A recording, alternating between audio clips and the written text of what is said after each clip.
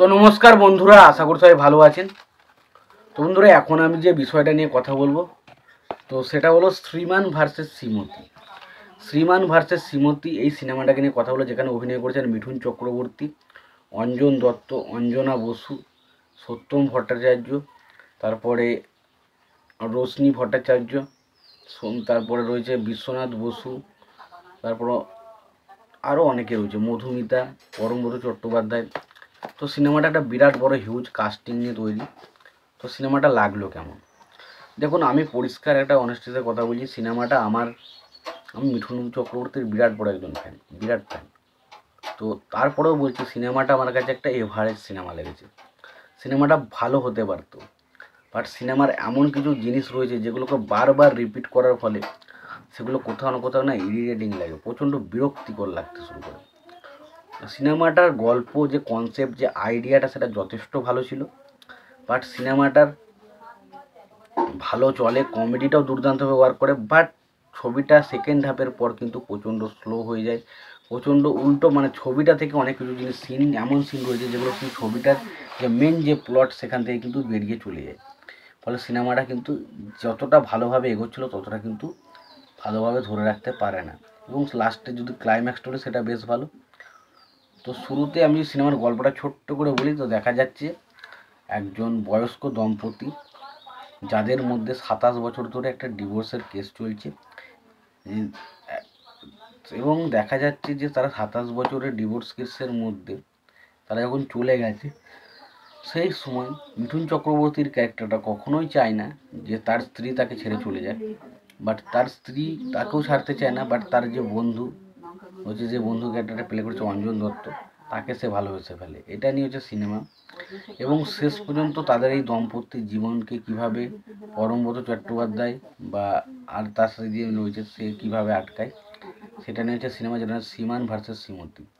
ছবির সব থেকে প্রথম পজিটিভ পয়েন্ট হচ্ছে ছবিতে যারা যারা পারফর্ম করেছে প্রত্যেকের কাজ দেখার মতো। মিঠুন চক্রবর্তী, অঞ্জনা বসু, অঞ্জন দত্ত, পরমব্রত চট্টোপাধ্যায়, এরা তো খুব ভালো মানের অভিনেতা, এরা ভালো কাজ করবে এটা বোঝা যায়।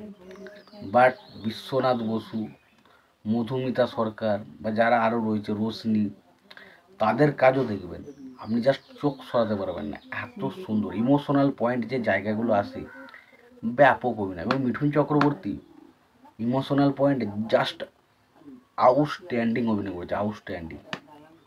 এবং যেখানে মিঠুন চক্রবর্তী কমেডি করছে সেখানে আপনি বিশাল হাসবেন, যেখানে কাঁদাচ্ছে সেখানে আপনি কেঁদে ফেলবেন, এরকম অভিনয় মিঠুন চক্রবর্তী। তো মিঠুন চক্রবর্তী কেন লেজেন্ড অভিনেতা আপনি কিন্তু ছবিটা দেখলে বুঝতে পারবেন। এবং পাশাপাশি বাকি যারা রয়েছে প্রত্যেকের অভিনয় কিন্তু খুব ভালো। দ্বিতীয় হচ্ছে আমার যেটা ভালো সেটা হচ্ছে এই সিনেমার প্লট। এবং এই সিনেমার প্লটটা এত সুন্দরভাবে, এবং যেভাবে এই ডিভোর্স কেসের বিষয়টা এখন বর্তমানে উঠছে, এবং যেভাবে এই বিষয়টা সেই জিনিসটা ছবির মধ্যে এত সুন্দরভাবে ফুটিয়ে তোলা হয়েছে, সেটা সত্যি ব্যক্তি খুব ভালো। এবং তৃতীয় আমার যেটা ভালো লাগে সেটা ছবির কিছু ইমোশনাল পয়েন্ট, ছবির মধ্যে কিছু ইমোশনাল মুমেন্ট, বা ধরুন কারো একে অপরের সঙ্গে দেখা হচ্ছে, কথা বলছে না, কিন্তু তাদের মধ্যে যে চোখ মুখের এক্সপ্রেশন থেকে বোঝা যায় তাদের মধ্যে একটা অন্যরকম ফিল কাজ করছে, সেই জিনিসগুলো কিন্তু দারুণভাবে ছবিতে কাজ করে। এবং অবশ্যই বলতে হবে ছবির চিত্রনাট্য প্রথম হাস খুব ভালো, এবং ছবির কমেডিটা বিশ্বনাথ বসু অসাধারণ কমেডি করেছে, কমেডিগুলো কিন্তু দারুণভাবে ওয়ার্ক করে। এবার আসি ছবির নেগেটিভ পয়েন্ট। দেখুন, ছবির নেগেটিভ পয়েন্ট হচ্ছে প্রথম ফার্স্ট হাফটা আমি যখন দেখবেন আপনার কিন্তু কোনো জায়গায় খারাপ লাগবে না, মনে হবে সিনেমাটা বেশ ভালো, এন্টারটেন করতে পারছি। বাট সেকেন্ড হাফে ছবিটা অনেকটা পড়ে যায়, অনেকটা স্লো হতে চায়, তো যে জায়গাটা আমার একদমই ভালো লাগেনি, মানে যে বোরিং লাগে। দ্বিতীয় হচ্ছে দেখুন, ছবির যে মানে প্রত্যেকটা ডায়লগই দেখবে কোনো সিনেমার হিরো বা কোনো সিনেমার কোনো সংলাপ সেই জিনিসগুলোকে রিপিট করার চেষ্টা করেছে, সেগুলো দেবে, সেগুলো যখন একটা দুটো ভালো লাগে, বাট যখন সেগুলো বারবার রিক্রিয়েট করা হচ্ছে সেগুলো কিন্তু কোথাও না কোথাও গিয়ে না একটু হলেও খারাপ লেগেছে। এবং আমার মনে হয়েছে এখানে ইমোশনাল পয়েন্টগুলো ভালো, তবে আরও সম্পর্কের যে গভীরতাটা আরও ভালোভাবে দেখাতে পারত, সেই জায়গাটা আমার কাছে ওয়ার্ক করেনি। এবং এখানে পরমব্রত চট্টোপাধ্যায় যে মিঠুন চক্রবর্তী ছেলের ক্যারেক্টার হিসেবে চলে আসে ভালোবাসতে শুরু করে, সেই জায়গাগুলো সত্যি বলছি ওয়ার্ক করেনি। তো আমার কাছে সিনেমাটা ভালো, তবে খুব ভালো, দারুণ দুর্দান্তভাবে ওয়ার্ক করেছে সেটা কিন্তু হয়নি। একটা এভারেজ সিনেমা আমার লেগেছে। তোমাদের কেমন লেগেছে সিনেমাটা অবশ্যই জানিও। ভিডিওটি ভালো লাগে তাহলে লাইক কমেন্ট শেয়ার করে দিও। চ্যানেলটা নতুন হয়ে থাকলে অবশ্যই তোমরা চ্যানেলটা সাবস্ক্রাইব করে নিয়ে পাশে বেল আইকনটা অবশ্যই প্রেস করে দিও। ভালো থেকো, সুস্থ থেকো, পরবর্তীতে।